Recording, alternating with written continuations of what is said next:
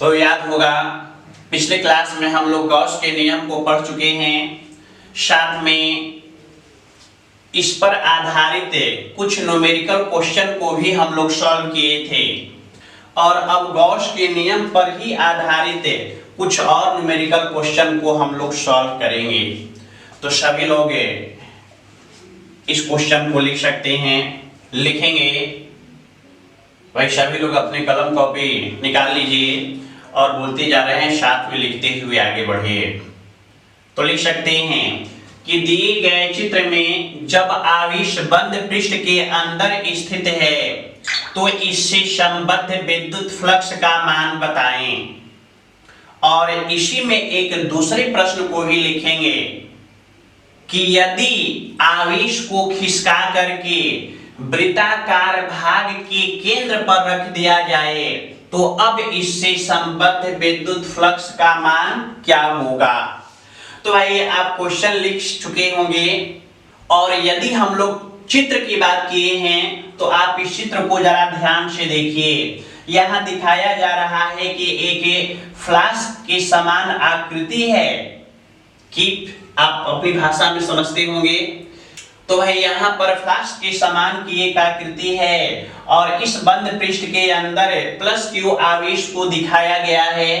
तो पहले वाले क्वेश्चन में पूछा गया है कि इससे संबद्ध विद्युत फ्लक्स का मान क्या होगा।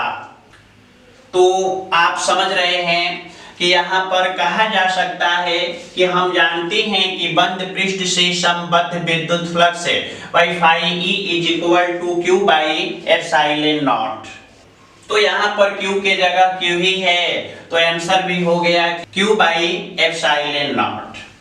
चलिए अब दूसरे वाले भाग पर थोड़ा विचार करना है, जहां कह रहा है कि आवेश को खिसकाकर, चित्र में गौर से देखिए कि आवेश को खिसका करके वृत्ताकार भाग के केंद्र पर रख दिया गया है। तो अब पूछ रहा है कि इससे संबद्ध विद्युत फ्लक्स का मान क्या होगा। तो देखिए इसको सॉल्व करने के लिए हम लोग नीचे जिस प्रकार की आकृति बनी है ठीक उसी प्रकार के आकृति को ऊपर भी बनाएंगे। तो अब यदि इस टोटल आकृति को ध्यान दिया जाए तो आप कह सकते हैं कि यह एक बंद आकृति है और चूंकि आवेश इसके केंद्र पर स्थित है तो भाई कहीं भी स्थित हो तो इतना तो आप जानते हैं कि phi E is equal to Q by epsilon naught. यानी कह सकते हैं कि जब आवेश को खिसका कर केंद्र पर रखा जाता है तो इससे संबद्ध विद्युत फ्लक्स है। भाई सूत्र तो सबको पता है कि phi E is equal to Q by epsilon naught. लेकिन यदि ध्यान दिया जाए तो यहाँ देखिए आवेश से विद्युत बल रेखाएं निकलती हैं, जैसा कि आप लोग चित्र में देख रहे हैं। तो भाई जितनी बल रेखा नीचे से होकर गुजरेगी उतनी ही बल रेखा ऊपर से होकर गुजरेगी, क्योंकि दोनों आकृति बिल्कुल सिमेट्रिकल हैं, बिल्कुल एक समान हैं। तो जो आंसर आया है कहा जा सकता है कि उसका आधा फ्लक्स ऊपर से गुजरेगा जबकि इसका आधा फ्लक्स नीचे से होकर गुजरेगा। तो भाई यहाँ पर ऊपर वाली आकृति तो हम लोग बना दिए हैं बंद पृष्ठ का निर्माण करने के लिए, लेकिन सच्चाई तो ये है कि क्वेश्चन में तो केवल आधा ही पृष्ठ दिया था, तो फ्लक्स भी क्या हो जाएगा, आधा। यानी कहा जा सकता है कि flux phi E is equal to Q by two epsilon naught. भाई आधा करने के लिए 2 से भाग दे दिया जाता है, तो जब क्यू बाई एप्सिलॉन नॉट में 2 से भाग दिया जाए तो Q by two epsilon naught. यानी यहां से आपका आंसर आ चुका है कि जब आवेश को खिसका करके वृत्ताकार भाग के केंद्र पर रख दिया जाता है तो अब इससे होकर गुजरने वाला विद्युत flux phi E is equal to Q by two epsilon naught. चलिए इसी प्रकार के एक और भी क्वेश्चन को हम लोग देखते हैं।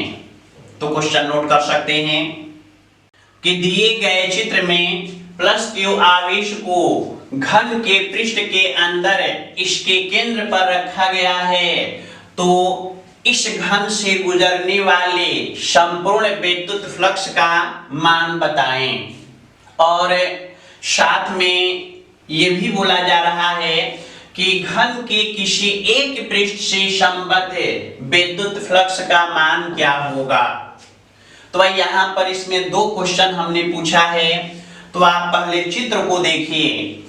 तो आप चित्र में देख सकते हैं एक घन को दिखाया जा रहा है और इसके केंद्र पर प्लस Q आवेश स्थित है।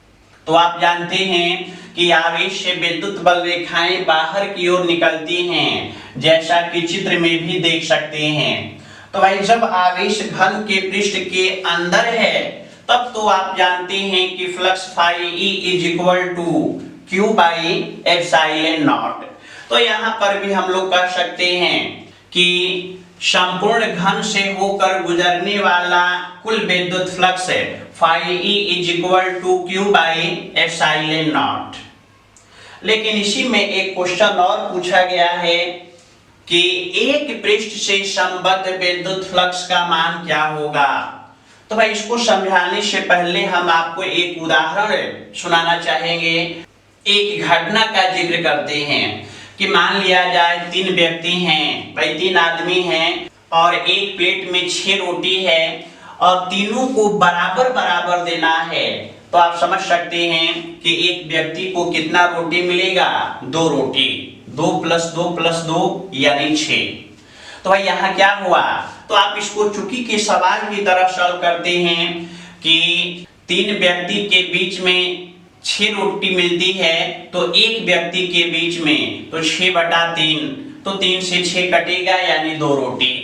तो ठीक उसी प्रकार से यहाँ पर इस घन में कितने पृष्ठ हैं, 6 पृष्ठ। तो 6 पृष्ठ से गुजरने वाले फ्लक्स का मान तो निकाल चुके हैं, Q बाई एप्सिलॉन नॉट। तो भाई उसी तरह से हम लोग सॉल्व करेंगे कि चूंकि जब 6 पृष्ठ से गुजरने वाला फ्लक्स है Q बाई एप्सिलॉन नॉट, तो एक पृष्ठ से गुजरने वाला फ्लक्स है Q बाई 6 एप्सिलॉन नॉट। भाई 6 से भाग देंगे तो Q बाई 6 एप्सिलॉन नॉट। तो कहा जा सकता है कि एक पृष्ठ से संबद्ध विद्युत flux phi E is to Q by 6 epsilon naught. और इसी क्वेश्चन में अब घुमा करके पूछा गया था कि भाई यदि आवेश को खिसका करके एक कोने में रख दिया जाए, आवेश को खिसका करके घन के पृष्ठ के अंदर ही एक कोने में रख दिया जाए, तो अब इससे गुजरने वाले संपूर्ण विद्युत फ्लक्स के मान पर क्या प्रभाव पड़ेगा। और साथ में ये भी पूछा था कि एक पृष्ठ से गुजरने वाले फ्लक्स का मान क्या होगा। तो भाई आप चित्र में भी देख सकते हैं कि यहाँ अब आवेश को खिसका करके हम लोग एक कोने में ले जा रहे हैं। तो जब कोने में ले गए और यह घन के पृष्ठ के अंदर ही है, तो भाई संपूर्ण विद्युत फ्लक्स पर तो कोई प्रभाव पड़ने वाला नहीं है, यानी कह सकते हैं कि संपूर्ण विद्युत फ्लक्स भाई आवेश को घन के पृष्ठ के अंदर कोने में विस्थापित करने के पश्चात इससे गुजरने वाला संपूर्ण विद्युत flux phi E is to Q by epsilon naught. लेकिन जब एक पृष्ठ के कारण निकालना हो तो यहाँ देखिए बड़ा मुश्किल हो जाएगा बतलाना कि क्या होगा। जैसे जो एग्जाम्पल हम वहां दिए थे अब वही एग्जाम्पल दे रहे हैं कि भाई 3 भूखे लोग हैं, 3 लोग भूखे हैं और 6 रोटी है, एक प्लेट में ले जाकर उनके बीच रख दिया गया और पूछा गया कि कौन कितना खाएगा।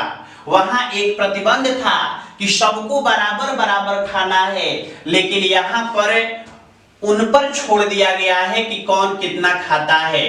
तो आप समझ सकते हैं कि ये बतलाना बड़ा मुश्किल है। ऐसा हो सकता है कि कोई 3 रोटी ले लिया हो, किसी को 1 मिला हो, और ऐसा भी हो सकता है कि किसी को 1 भी न मिला हो, या ये भी हो सकता है कि जो ताकतवर हो वो 2 को मार करके भगा दिया हो और सारी रोटी को अकेले ही ग्रहण कर लिया हो। तो कुल मिला जुला करके जब बराबर था तब तो हम भाग दे करके निकाल लिए थे, लेकिन जब आवेश को खिसका करके कोने में ले गए तो भाई यहां पर सारे पृष्ठ पर बराबर फ्लक्स नहीं गुजरेगा। आप समझ सकते हैं जो नजदीक होगा वहां से विद्युत बल रेखाएं ज्यादा गुजरेंगी और जो दूर है वहां से विद्युत बल रेखाएं कम गुजरेंगी। ऐसे भी सोचिए ना कि एक बल्ब को जला करके रूम के केंद्र में न रख करके कोने में रख दिया जाए तो भाई कोने में प्रकाश अधिक होगा और दूसरे वाले दूर पर प्रकाश थोड़ा कम होता है। तो जब समान रूप से नहीं है तो इस स्थिति में ये बतला पाना संभव नहीं है कि किधर कितना फ्लक्स गया। तो यहां इसका आंसर सीधे सीधे लिख देंगे कि इसका मान निकाल पाना संभव नहीं है। तो ये था गॉस के नियम पर आधारित कुछ प्रश्न। थैंक्स।